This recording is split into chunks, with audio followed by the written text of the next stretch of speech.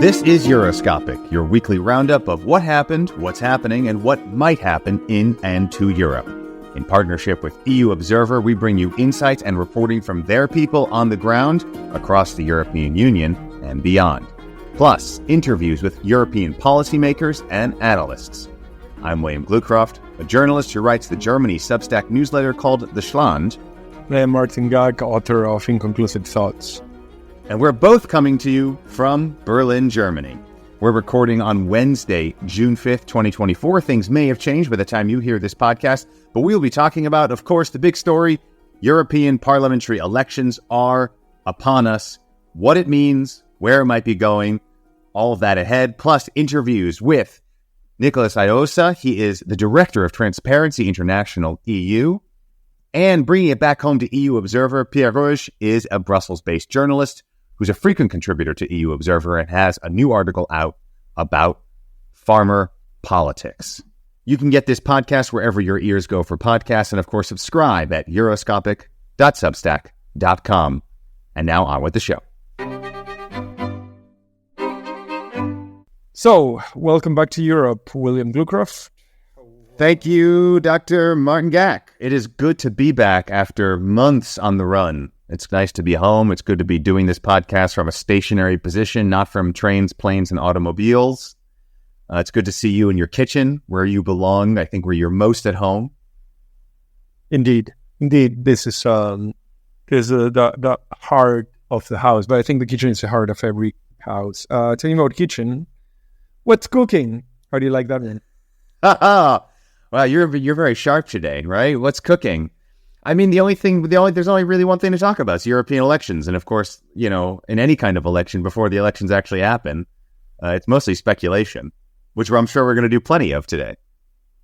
Yes, there is a lot of speculating, of course, but there is also quite a hefty list of political stories of the last 2 weeks, which all sort of seem to find their confluence in the European election, including, you know, obviously the far right, questions about farmers' discontent, questions about poverty in Europe, certainly the war in Gaza, the bombing of Gaza, and so on and so forth. I mean, they all seem to be contributing factors. And, so what is at the top of your menu?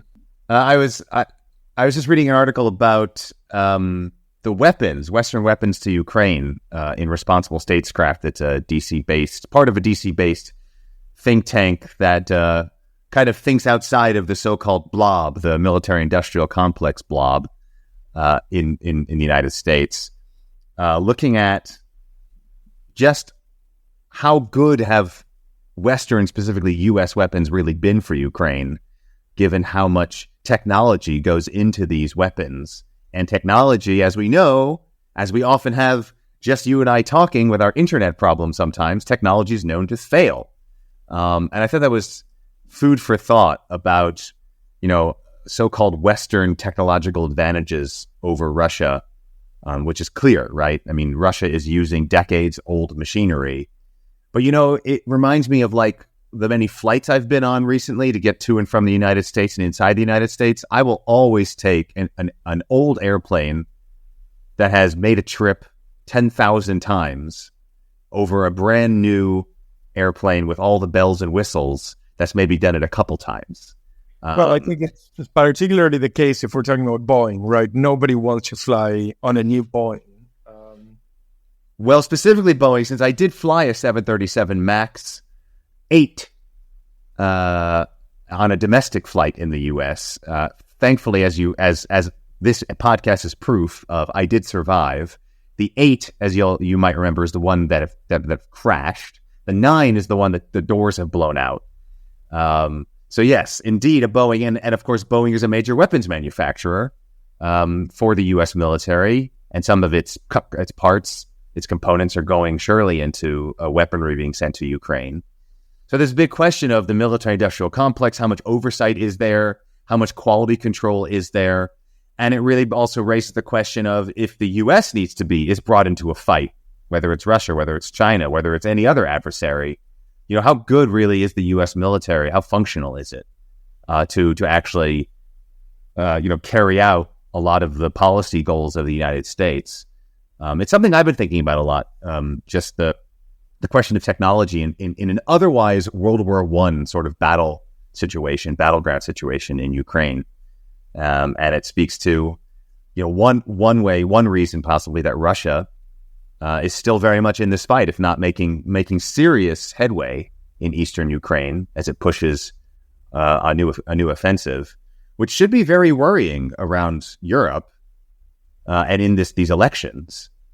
But I think there's a lot of war weariness and almost a sense of denial, both among European publics and European policymakers. I think one of the big concerns precisely with the election is not only the availability of technology and weaponry, but is sort of the availability that would come from a shift in political winds in Brussels. And this is something about which many officials now within the European Commission and the European Union in general have been quite vocal about. I mean, we have many of the people that are sort of coming forward in the far right are people that, seem to be quite adverse to any further contribution. Some of them actually have had very close relations with Russia.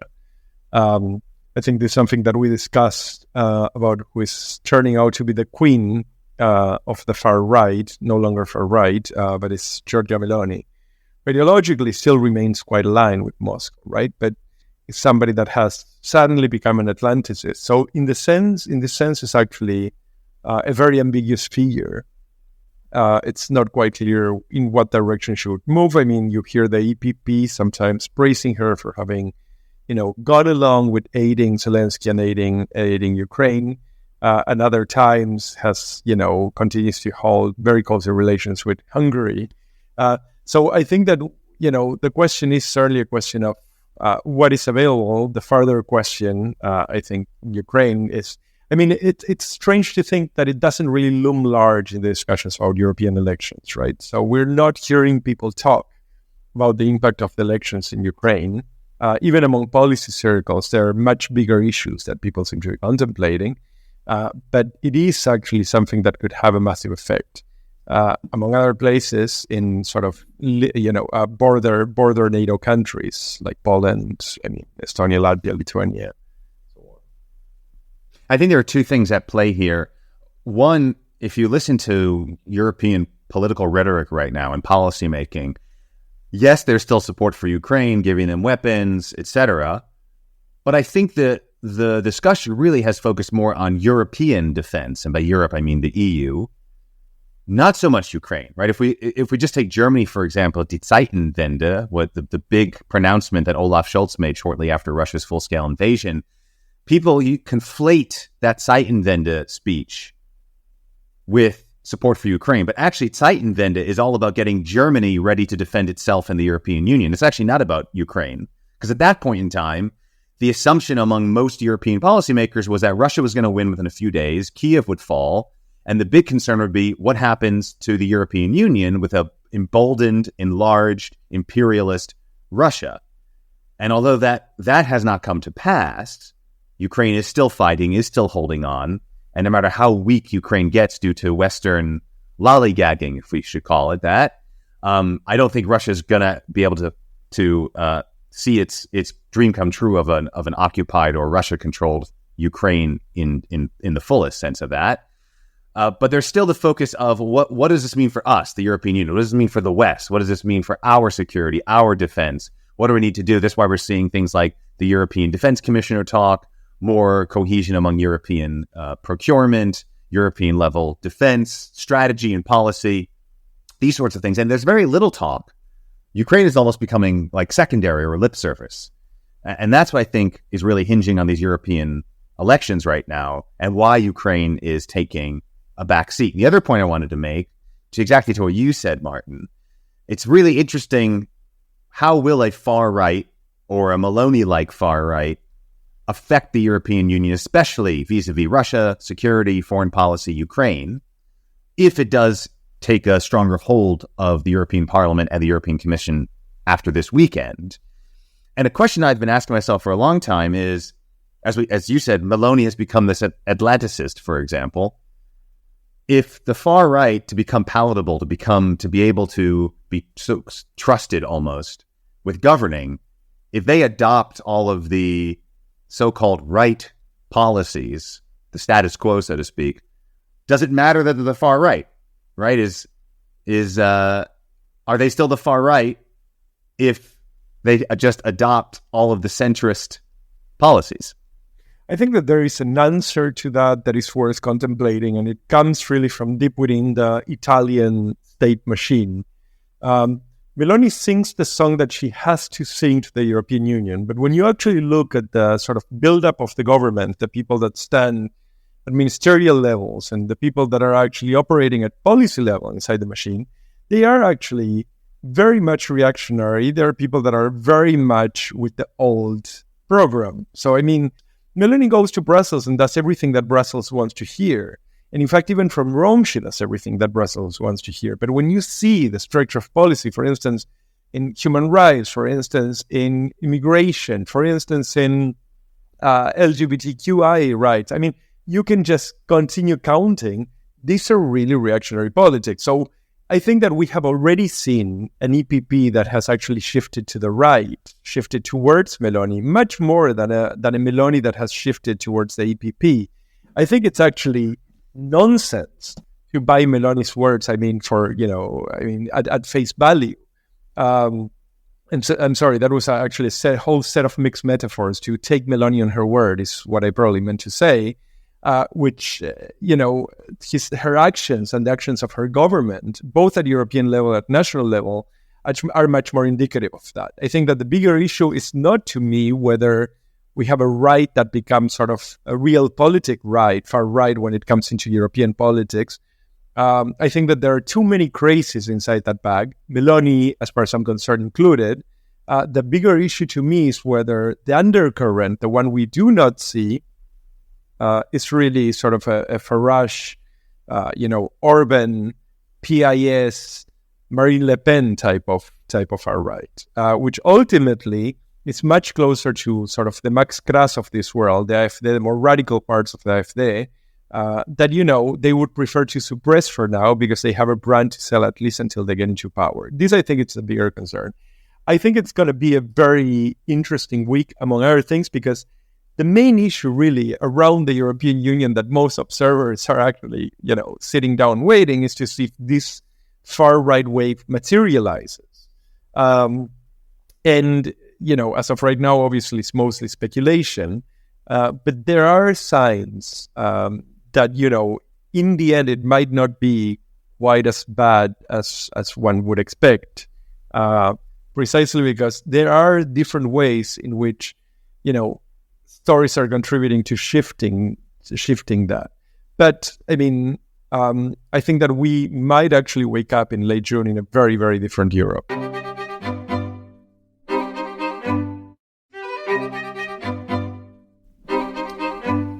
So we want to welcome to Euroscopic Pete Rug. He is a contributing reporter to EU Observer. Most recently, he has an article about the latest on the farmers' protests that have been roiling on and having quite an effect on EU policy. Pete, thanks so much for joining us. Thank you so much for having me, William, Martin. Let's just start with a nice basic question. Just give us a sense. You were at this latest protest in Brussels. What was it like? It was actually, it was quite nice, actually. I mean, it also had to do with the fact that it had been raining horribly for days in Brussels, and it was the first day of nice weather, so I was happy to go out. But it was interesting. It was quite different from what I expected it to be, because I'm not sure what you knew, but this protest was quite different from the other ones, or was expected to be quite different from the other ones. Because it was mainly organized by the more fringe farmer organizations. You have the larger, like the Copa-Cogeca's of Europe, which is quite well known, which is a bit more established. But this one was mostly organized, mostly driven by the farmers organizations that are all known to be slightly more radical and sometimes more violent as well, like Farmers Defence Force in the Netherlands. But when we got there, it was at the Atomium near the it's like this famous Brussels structure, right, with all these poles connected. So not far from mini the mini EU, mini little Europe or whatever it's called there. Exactly, directly next to mini EU, quite far away from the center actually, because last time they also they really went to like up and close and personal at the council to try and annoy the EU politicians there. But this is like a 40-minute cycle. But it was this lovely park, and then we got there, and there were quite a few tractors, but there was it was just very mellow. It was a very pleasant, mellow, relaxed atmosphere. I think there were about 1,000 people there, roughly, which is like a marked difference from the other ones. In which I think there was an estimation of like at least 10,000 tractors, even if I remember correctly. And this time there were 1,000 people and maybe 500 tractors, parked around. So the atmosphere was actually extremely relaxed and friendly. There were some people napping. But simultaneously, so you had all these farmers and people there. I mean, mostly farmers. They're napping in a field, and kind of ignoring some of the most rabid, radical right-wing politicians that we have on the European on the European political scene. So a number of MEPs from Flemish interest, from sort of Flemish far-right party, from Rassemblement National, so the French far-right and Dutch far-right politicians. They were just railing against the EU, and then simultaneously you saw like farmers sleeping in the field next to their tractor. So it was a kind of a surreal situation in that regard. Pete, I wanted to ask you, I mean, precisely on that issue, I mean, a lot of the discussion has been around farmer protests essentially being a rallying point for the far right. Beyond the specific episode, I mean, over the last couple of days. And as we are now moving, or we are now in at the beginning of the European election cycle, how do you see at this stage of the game, after almost, I think, a year and a half of protests and, different forms of approaching and distancing themselves from the far right, how do you see them fitting these farmer protests in the political landscape? Well, I think that increasingly, but this protest really contributed to that. I get the sense that, at least for the far right, it's not really about farmers. And it's not about farmers' interests, and it's not so much about farmers' issues. And I think this was quite evident from the fact that beforehand, we were quite interested to see who was going to be there because of this far right association, and because all the classic, like the more normalized farmers' organizations did not partake. So we thought maybe it was just going to be, more far right leaning farmers. But the majority of the people I spoke to there were actually either unbothered or quite upset by the way that the far right had been instrumentalizing the farmers' vote, and they were also quite aware of the fact that on the whole, so the voting record and the political record of most far right parties, apart from like the discourse that they've been pushing recently, is not necessarily that much pro or that advantageous for the interests of most of the farmers in Europe, and they know this. This is not new. So I think it seems to me, it really convinced me that what is happening here is basically that the far right is trying to use not even use farmers, but use the image of a farmer to attract votes from people that are themselves not involved in agriculture. I think that was really something that I've been getting increasingly the sense of, and that seemed to me to be very much the case here, with all these kind of radical speeches that all the farmers themselves really did not care about, in my impression at least. Pete, I'm curious. You've probably covered other farmers' protests. Some of them have been quite violent or tense. The ones more centrally located, the ones more around European institutions. This one, at least based on your reporting, having read your article, seemed, as you described here, quite almost like a picnic in the park. Does that just come down to where it was, that one was outside the city in a grassy field and the other one is closer to political institutions, or were there other elements at play here to give a different outcome to this protest versus others? Well, I think there were a number of things going on here. It's also because basically for a great deal of the protesting farmers that were there the last time, they to some degree achieved their goals, right? Like they achieved the derogation of environmental conditions in the common agricultural policy, and they achieved the fact that the EU is going to look at their position in their position in the supply chain, and they're going to look at prices, going to look at exports, and all that sort of thing. So I think a lot of the demands that motivated people and really angered them in February, and just kind of the massive revolt, have been, at least to some degree, met. There's now also a strategic dialogue in agriculture, so I think there was a sense among at least the larger farmers' organizations that the course change that they wanted has been responded to. And I mean, also interestingly, at the moment it's planting season, I've been told. So a lot of the farmers, especially because we've had a very, very wet spring, just can't leave their farms because they have to plant their crops, right? And that kind of added to the sense that what happened last weekend was really not that much connected to the actual things or the angers that motivated farms to come in February. It was mostly a rally for the far right to kind of promote that platform and convince people to vote for them. And it kind of a photo op for these far right parties, I think. Pete, I'm curious. Martin, go ahead. All right. Do you think that the far right will ultimately cash in on some of the discontent, or you think that this actually has essentially fizzled out?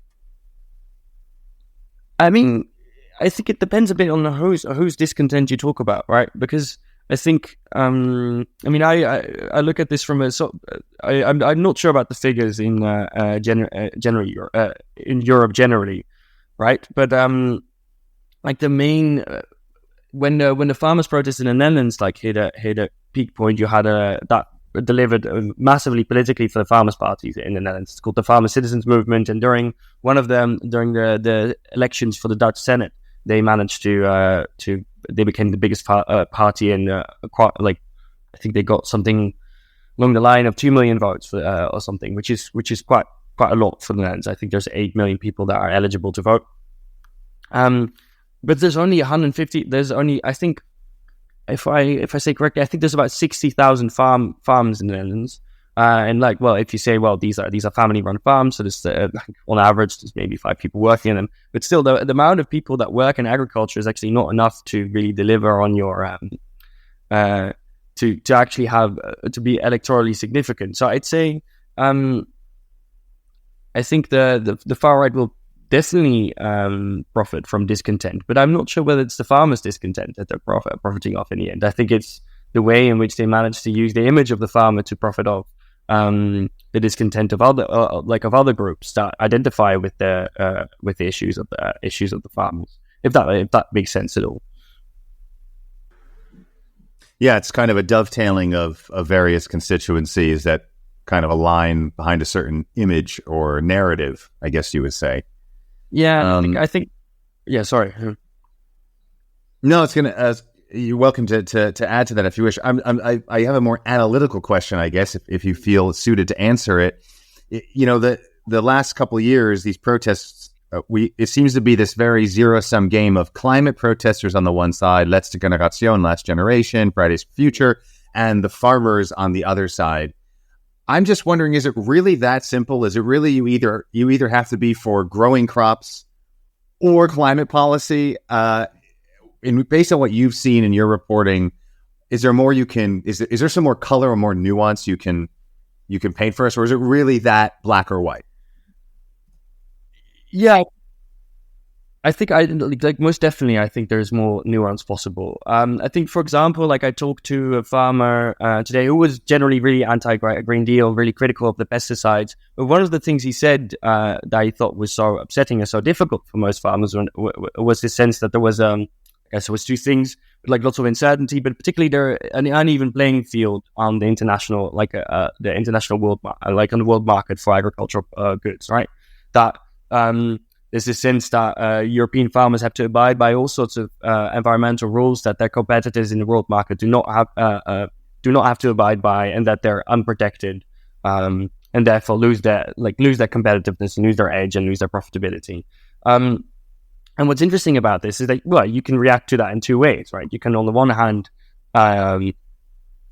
get rid of these environmental conditions or environmental legislation, or you can level the playing field and demand the same for the international competitors, right? And I think in that sort of kind of, it symbolizes the way that I think often it is true that these issues are about farmers' discontent is very much related to the fact that they're not economically supported to abide by the green measures that they may or may not be willing to take. I mean, I think with pesticides, similarly, especially like it depends a bit on who you talk to, right? Like if it's the size of the farm matters a lot, but on the whole, most farmers know very well that pesticides are very bad because they're very bad for them. They're like there's direct health consequences to the usage of most kinds of pesticides, and they would like to use less, but because they can't, because of their economic position and their competitive position in the way that competition in agriculture works, they can't transition away. And I think that's where you see that basically, I mean, you have alternative, like smaller scale farmers organizations that make this point all the time, but that kind of emphasize that they need more economic support to make the green transition. I think in that sense there is definitely a possible possible overlap. Bit, I will ask you what I think will be the last question. We have seen essentially many of these protest movements coming from agrarian communities sort of coalesce into political movements, at least. Part of that was actually the Gilets jaunes, the yellow vests in France and so on. But we actually did see sort of a full political, development essentially in the Netherlands, right, where they actually bit Rutte. I mean, they had really they flexed political muscle, and they, I think to their own surprise, Agrarian Party actually showed that they could actually push not only policy through, but they could really come into the political system with a lot of support, which was coming from beyond the party. Do you see the farmers' movement as something that has a political future, as not just as a movement, not just a set of concerns and grievances, but as a political outfit? Do you think that this is something that beyond this commission, beyond this parliamentary session, we're going to see sort of stay? It's going to be with us for the longer run. It's a good question. I'm not sure, because I think with the Dutch situation, it's kind of interesting that you see how that indeed, like, this farmers movement and a party like explicitly defending farmers' interests became institutionalized to some degree, even in the Dutch political scene. But simultaneously, then during the next national elections, most of their voters moved away again towards a classic far right outfit, right? But I think there is it is definitely a possibility that that could happen more generally. I think in that sense there is an outcome in which farmers' interests are just a temporary interest, but I think there is potential for institutionalization like that as well. So yeah, sorry. We have.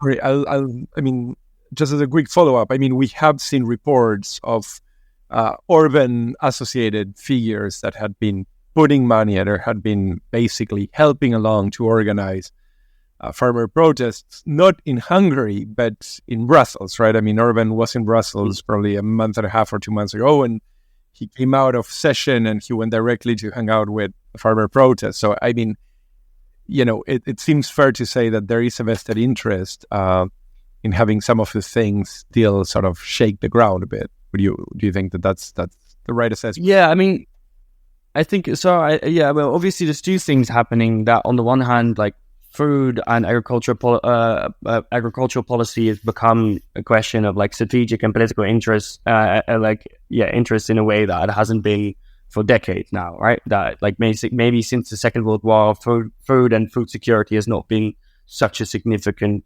political issue as it has been before. So I think in that sense, that already suggests that this will be a thing to stay.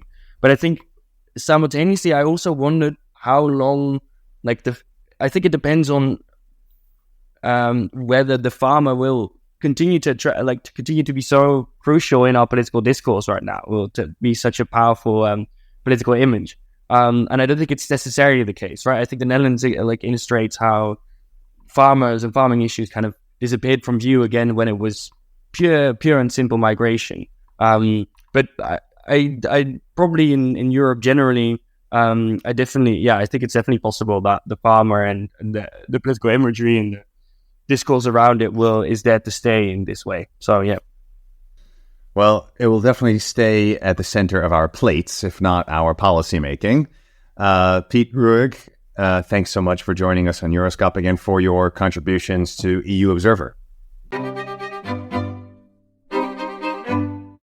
What happened on February 20th that the socialists had a huge drop in polls and the ID had a huge jump? They started polling. Maybe I don't know. It's February. So why don't we take a moment at this time as a new cycle of democratic engagement and civic duties fulfilled across the region are about to be discharged, to reflect on the state of the European Union. Are we going to get emotional here? Are you going to start crying on me, Martin? No, I will not start crying, but I will say that I can see with great clarity the benefits. I mean, I do get to have crepes for breakfast, a paella for lunch, and have a schnitzel for dinner. So, Martin, you visited a shopping mall food court then? That's one way to think about the European Union, like a big sort of food courts in a shopping mall. I mean, it's kind of, you just don't want to see how things are getting cooked. You can see what is being dished out. And, obviously whatever you buy will produce some degree of discomfort as you reach home. I mean, you might need to spend part of your night at the bathroom. I don't know if this is the way we really... I think you've taken this metaphor as far as it can go, but I appreciate your efforts. This is pretty much where we should stop. No, I mean, I think, there is a question as to one that I usually ask myself. Is the European Union one worth saving? And to me, the answer has been pretty systematically yes. I don't really have any doubts that the European project has been absolutely great. I like to say this often when I'm asked about the kind of work I do. I mean, for me, questions of human rights, civil rights, and so on are not a sport. I don't do this out of curiosity. I grew up in a country that, swallowed 30,000 people in the short period of 6 years. People were being thrown out of airplanes. Jews like myself were targeted for being Jews and having sort of ambiguous allegiances to what the military government considered the left, and everything else in between. I mean, gays disappeared, lesbians disappeared, Jehovah's Witnesses disappeared, psychoanalysts disappeared. I'm not kidding. The Little Prince was actually banned for a while.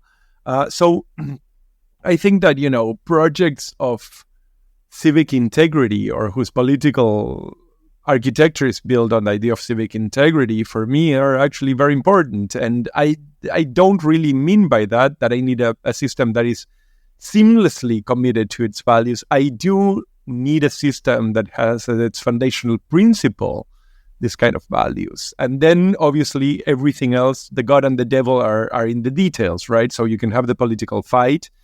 But I do have a sense of limit. And that sense of limit is, if it were the case that, we were to find ourselves in an urban EU or an urbanized EU, at that point, I would say that, that kind of EU is certainly not worth saving. In an EU in which a state has been completely captured and we have a large ministry of European propaganda plus the suppression of all sorts of dissent, and that would not be an EU that I would want to save. I don't think we're anywhere near there. I think that what we're seeing is a lot of noise and probably even quite a bit of support for people that are politically aligned with Orban simply because of a state of discontent. but I don't think we're an Orbanized or a Putinized European Union. Well, if anything, Orban seems to have played his final card. I mean, I won't say final. That's, of course, much too dangerous to make such a prediction. But we've seen his style of politics kind of run its course, and almost a more insidious politics take its place, right? I mean, you have sort of the normalization of the ECR types, of the far-right types that have become the new center-right in a much more clever way than Orban. Orban goes right through the middle, right? Wants to, knock the house down.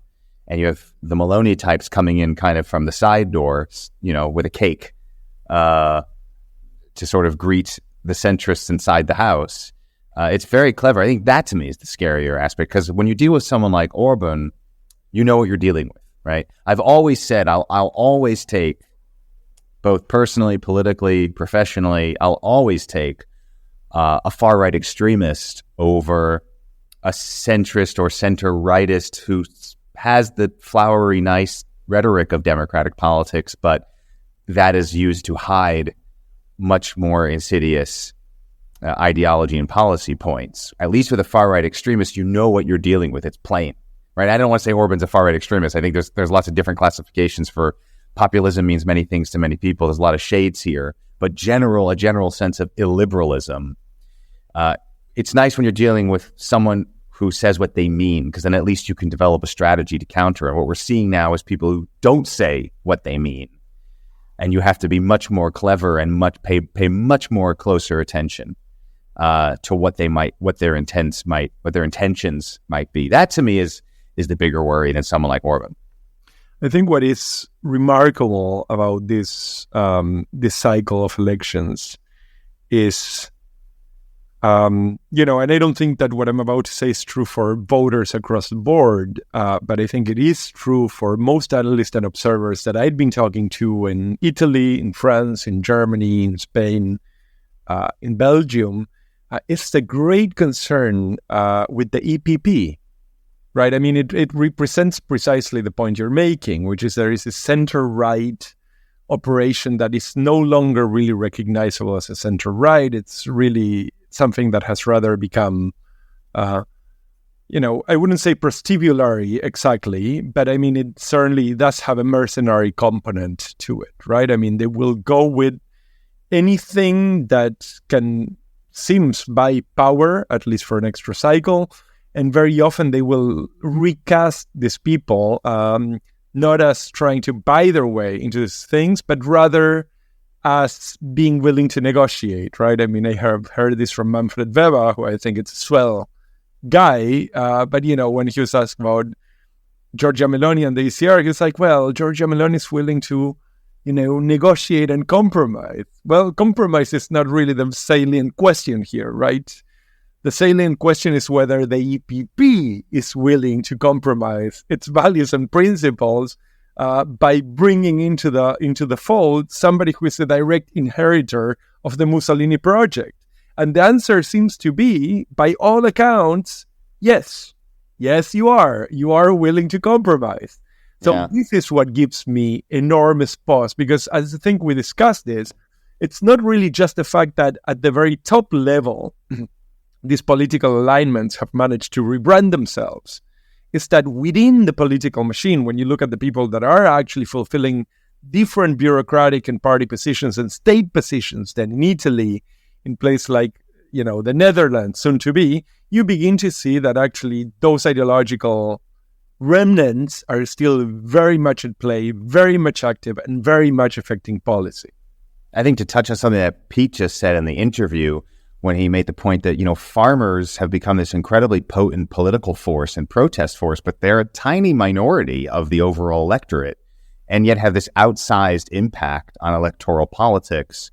And it does beg the question, and of course, farmers are only one group of many that have colors of the far right, or at least somehow imbued with a sense of populist politics and illiberalism. But where is the groundswell of the illiberal or far right, however you want to frame it? Where is that groundswell coming from when the majority of voters still, like you said, believe in the basic principles, the basic underpinnings of the European project, open borders and open markets and a general sense of freedom for everybody. Freedom is a complicated term.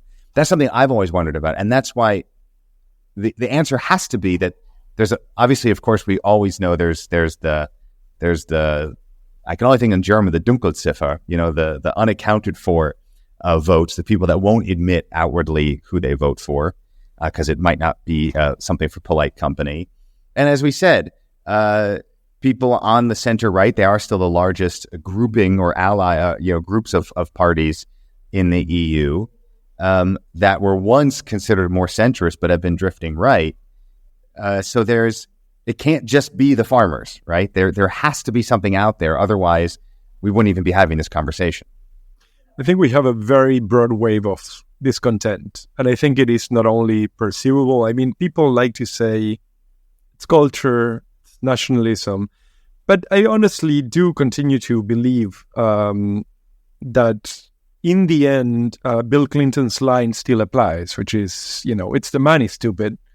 And if you look across the board, it's the economy, stupid. It's the economy, stupid. I mean, it's economy, stupid. But I think in this sense, it's the money, stupid, in the sense that you look across the board, you look across the block, you go any city, any country, and what you will see is massive diminished return on the euro.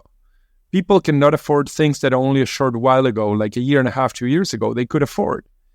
People are not actually beneficiaries of infrastructural development. They're not beneficiaries of local economies. They're not beneficiaries. So what you begin to see is, I think, a sense that something has to change so that we can actually recuperate or reestablish, a sense and a state of prosperity. So I think that the drift is consistent with the loss and the delusion of the state of prosperity. And to me, this actually sort of is a dog whistle to a form of economic populism. But at the very same time, I mean, it's a very clear assessment about the dereliction of economic duties from a lot of the people that had been running Europe for the better part of the last 20 years. Yeah. I think that this is actually the reason why questions of transparency, when you have the sense that, you have no money flowing in the outskirts of Berlin or Paris, but you have Brussels basically just, throwing money to the wind and throwing money to Turkey and throwing money to Tunisia and throwing money to Lebanon and on and on and on and on. Obviously this is bound to create resentment. Yeah, indeed. The question is not, the question is not for the far right or nationalist or illiberal parties to answer. The question is, as you say, the centrist liberal parties that have been in power for so long, and how little those major parties really represent anything real anymore, right? So just to look at Germany, the CDU isn't really aligned with a center-right voting bloc. The SPD doesn't really represent a center-left voter anymore. There's an incredible, and that's just one country, and that you can apply that model to many other Western democracies, and the United States included, but certainly within Europe, that parties don't really represent people anymore. And I think that's where a lot of that resentment is coming from. So I think many voters, we saw in Pete's article, many voters are aware that the far right or populist parties appeal to that cathartic, easy narrative, easy solutions, and many voters are aware that it's not quite that easy. But it's still up to the erstwhile Big Ten parties to make their case to stick with them and to come up with new policies and new leadership. So the lack of leadership is what creates that vacuum that then more extreme parties can step into and tear the whole house down. And you're right. I mean, transparency, issues of corruption are they're not main campaign issues. They're not things that people go to the voting booth for, but they are lingering in the background that feed into all this other resentment and disillusionment with mainstream democratic politics. And that is why, in advance of the European elections, on this final episode before European elections, we want to bring in Nick Iosa. He is the Director of Transparency International EU, and he spoke with us from Brussels.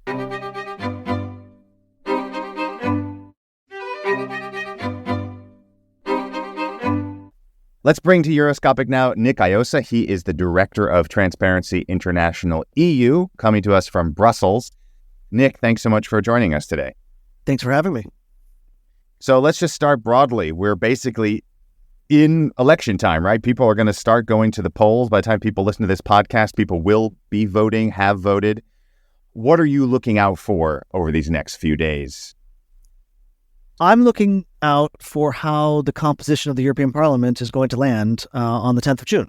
I think it will be quite instrumental to see how the composition plays out in forming majorities and what is widely believed to be a rise of populist and far-right MEPs coming to Brussels.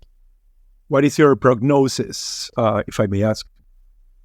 I think it was better than it was 4 months ago. I think that it will be bad, but not as bad as anticipated. And a lot, I think, will depend on how the EPP relates post-campaign with these far-right parties, and how the far-right parties compose themselves in different political groups, whether they form together in new ones, whether they join existing ones, and how those numbers play out. What is the impact that you think different formations, different alignments, and the EPP that has had certainly a less than stellar record in matters of transparency and corruption? What kind of things do you see at the top of the list in the post-election period? Well, what we're looking at is to have what the institution failed to do was bring about the necessary post-Qatargate reforms. We're looking for a little bit of individual responsibility from the new MEPs, but also political group responsibility to bring about a higher ethical standards and transparency that the institution widely failed to do in the reforms that were adopted last year. Von der Leyen has really taken quite a bit of flag over the last couple of months, but I mean, really, her entire tenure seems to be, as one looks out into the distance, seems to be littered with stories of less than kosher dealings. Do you think that this is something that becomes an agenda, or do you see this as something that basically will be promptly forgotten should von der Leyen retain her position? I think whether von der Leyen retains her position will probably relate more to issues and horse trading that are above my pay grade. But we have had criticisms. I mean, you have to realize that she did face quite a huge amount of challenges from pandemics to wars. And so I won't be completely critical, but on our mandate and our issues when it comes to transparency and ethics of the institutions, I think she could have done better. We have text messages that should have been published that weren't when it comes to COVID vaccines contracts and communication. We have I think a leadership style when it comes to appointments of senior posts, most recently with the SME EU envoy, that I don't think rise to the requisite level of ethical behavior when it comes to these recruitments. So we've had our problems, but I think that ultimately whether she stays or goes will be determined in the first instance by 27 member states, and then the new parliament. And that, I think, will be the true test on what she can bring to the table to convince those 720 new MEPs to vote for her. I've often been accused of being a cheery optimist, which is something I reject. So at risk of embracing that terrible accusation, I wanted to ask if you see a silver lining in all of the corruption and transparency issues that we've had over the last few years that you've just laid out, that there's more visibility now, that this is an opportunity for European institutions to come clean, to put in more safeguards that might have not been there before. Do you have any optimism that that might happen?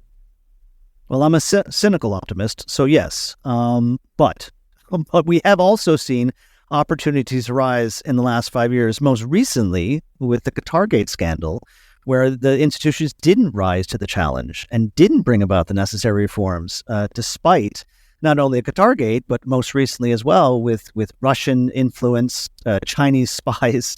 And so there has been opportunities. They've been squandered.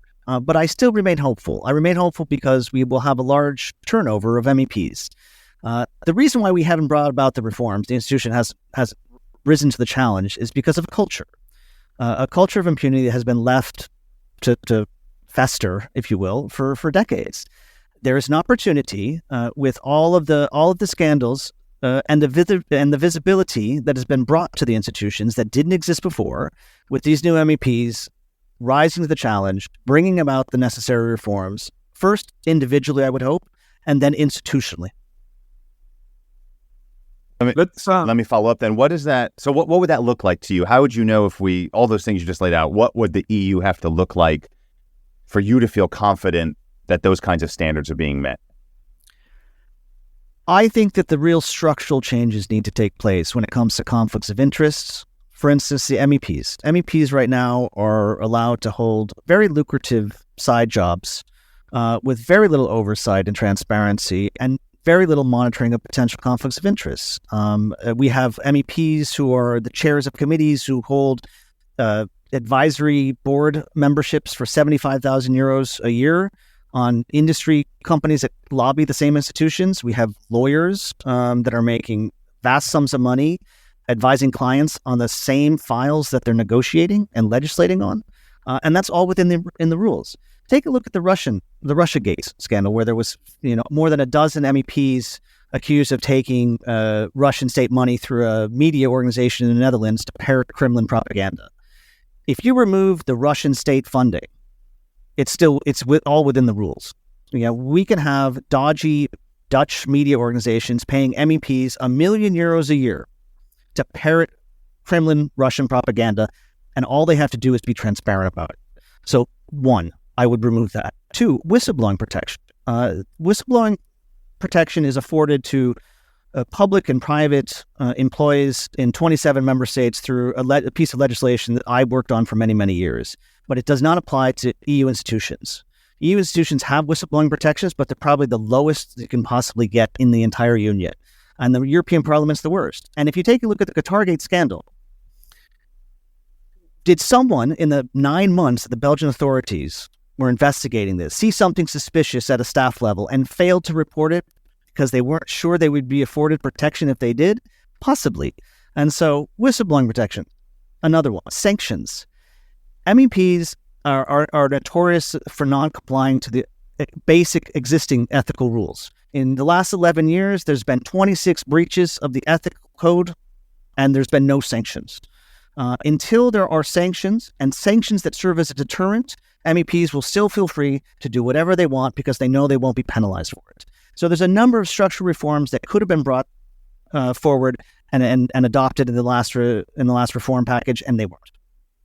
Do you see any of these reforms, any of the ones you listed? I mean, whistleblowers, transparency, and so on. Do you see any of these things as really, coming into, essentially happening over the next couple of months or with a new parliament?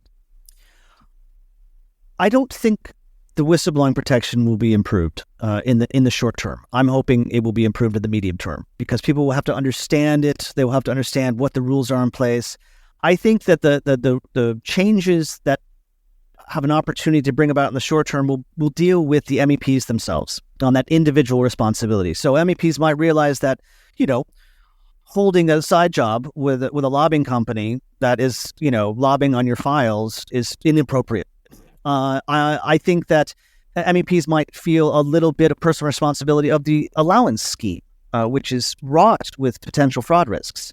I mean, there is a general expenditure allowance that MEPs are afforded for their local constituency offices and representational activities that amount to €4,500 a month, directly deposited into a bank account held by an MEP. Cumulatively, that's €40 million a year on taxpayers' money that is being given to this allowance, and not one receipt is required. There is no financial management of this whatsoever. There are rules in place on how it must be spent, and no oversight. Would MEPs feel comfortable giving €40 million a year to Hungary for cohesion funds without a receipt, without any financial management? Of course not.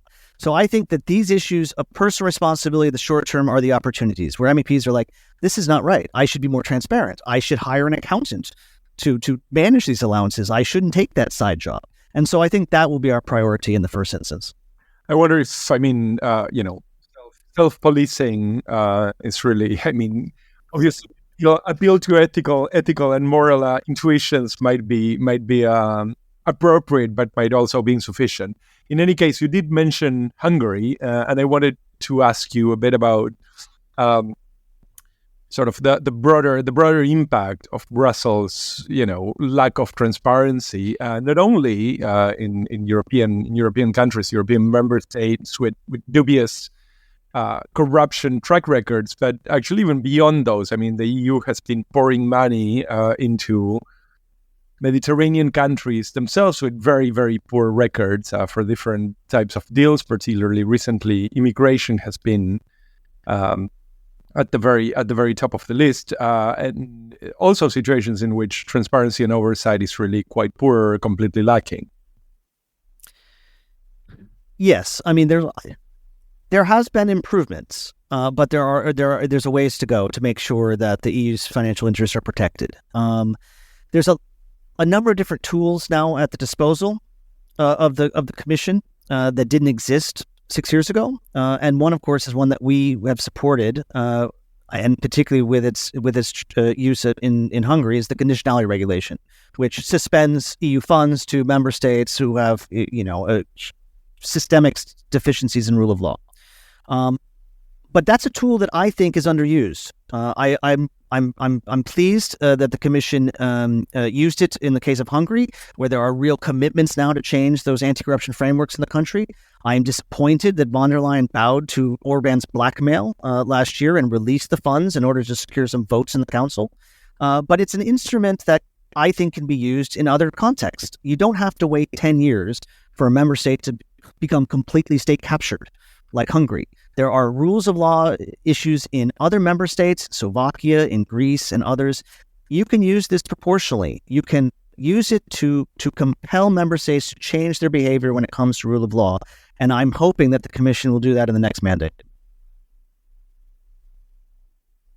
Could you for us, I think when it comes to things like corruption, transparency, all the issues that you and your organization deal with, it can feel very intangible for average voters, for the public.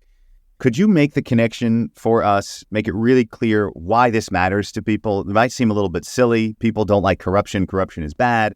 But are there national security implications? Are there economic implications? Things that really affect people, that might that worry people, that gets connected to these issues of transparency.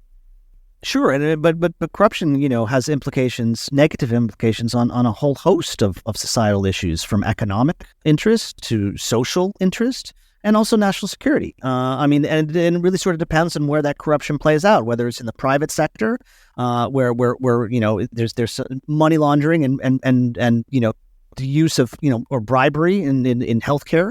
But I think in Brussels, it's been very tangible when it comes to the threat of malign influence and interest when it comes to democracies.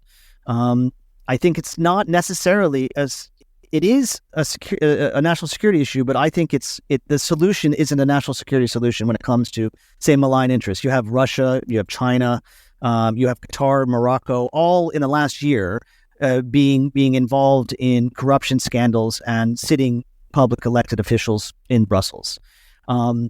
I tend to think that there is disproportionate reaction of looking at that malign influence and coming forward with a national security response.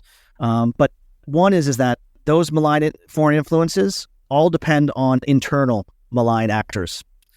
And two, some of the most robust security measures that you can put in place are essentially integrity measures when it comes to public institutions.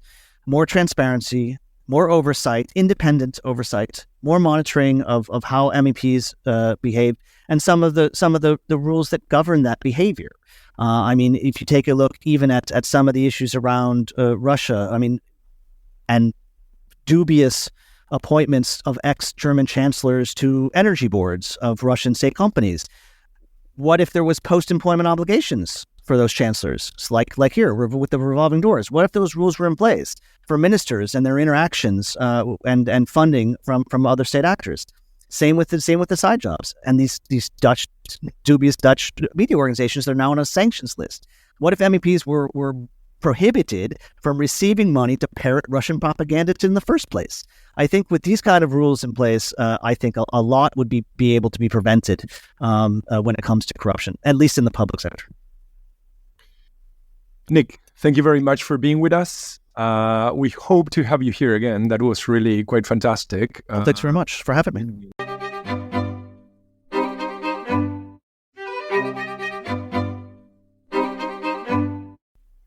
So, Bill, besides the election results, is there anything else you're looking at in the week ahead? I mean, I think the news agenda is going to be dominated by the European elections. Aside from the pure results, I'm interested in some more metadata. I'm really interested in how Central and Eastern European voters vote. On one hand, voters in, for example, Estonia are, broadly speaking, very pro-EU. They've benefited a lot from being part of it. On the other hand, they're also very far from Brussels, and there could be a lot of detachment and estrangement from the bubble of Brussels, with the far-flung reaches of the European Union, Estonia being on the border with Russia. So I'm interested to see how do voters respond. Will there be a strong turnout? Will there not be? An overall turnout, I'm interested to see, given what's happened since the last election, 2019. We've had the pandemic and the huge amount of money that's flown out of the European Union coffers to support businesses and individuals. We've, of course, had the invasion of Ukraine. We've had Israel-Gaza. These things are ongoing. Climate seems to have taken a total backseat to the farmers' issues and industrial interests and competitiveness with the U.S. and China. So I'm fascinated to see how European voters respond. So in addition to just who wins, who loses, who's up, who's down, I'm going to be looking at a lot of that kind of voter data to see how they've responded and what that sort of the message is. And also, no message or not voting is a message in itself. What about you, Martin? Well, I mean, within the context of Europe and the European election, I think that my two big questions are the one I've been following along, which is there going to be an alignment of different EU factions? Are we going to see the ECR coming to alliance with ID? Are we going to see the EPP, von der Leyen, and so on come into the fold? But I think that also it will be very interesting to see what happens, for instance, with von der Leyen. There is a report today that von der Leyen and Charles Michel are actually at open war, Council President and Commission President. So, I mean, it is a question as to how, say, the balance of power, the German Franco balance of power plays out in the aftermath of the election, especially if there are new players coming in. Indeed, the von der Leyen question is the big one. Although that won't be something for next week or maybe even next month, we might not really know till the fall or late summer at least if von der Leyen is going to be staying on. And it's a big question mark, right? I mean, it seems impossible to me that she can't be the next European Commission president. Then again, there's, as we've talked about on this podcast and many other places, there's so many scandals and corruption investigations and malfeasance questions, leadership questions and democratic transparency questions, and so much dissatisfaction with her, including inside the EPP. It seems like she is at risk. But then again, who is the alternative? So, yeah, I too am quite interested. I think that's a very good question. But I think that the scenario that I can perfectly well imagine is that, you know, in a new far-right alignment with the European Parliament, there is actually a strong demand to chop the head of the Queen in order to, get the far right to go along with the EPP. So that could be a sacrificial goal for the negotiations. It's very difficult to know. I mean, absolutely, this is purely speculation. But I think it's very important to underscore the fact that we are really facing an epochal change in terms of, the security architecture of Europe, the democratic architecture of Europe, the institutional architecture of Europe, and to some degree, a lot of the qualms and a lot of the displeasure with the European Union is closely associated with figures like von der Leyen, if not with von der Leyen herself. So many of these people that are going to be coming into Europe in the next couple of months, into Brussels, are people that campaign quite openly against von der Leyen. It will be quite difficult for them to become friends overnight, I think. But let's see. The other story that it's still at the very top of my list remains Gaza, which I don't want to let go of. It is really a bloodbath. The stories are becoming darker and darker and more sinister and more outrageous. And, now there's a report by Haaretz which claims that there is a good chance that the 4 hostages that were reported dead this week were actually killed by Israeli bombing.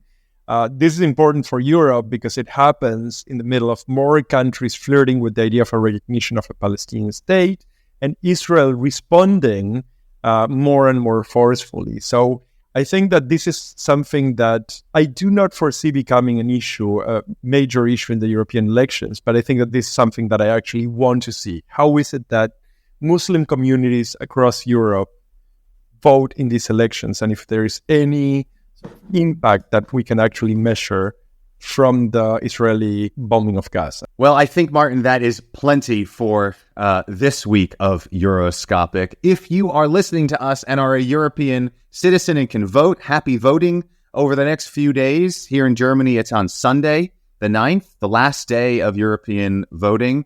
We will have much more to talk about, obviously, next week, but we're going to leave it there for now. This week's episode, as always, written by us, produced by us, and edited by Martin. You can catch us every week either at our Substack, euroscopic.substack.com, or at euobserver.com.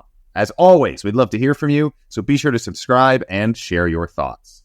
Many thanks today to EU Observer contributor Piet Ruish and Transparency International Director Nicholas Iosa. We will have much more for you soon. Until then, I'm William Bluecroft. I'm Martin Gack. Thanks for listening. Goodbye.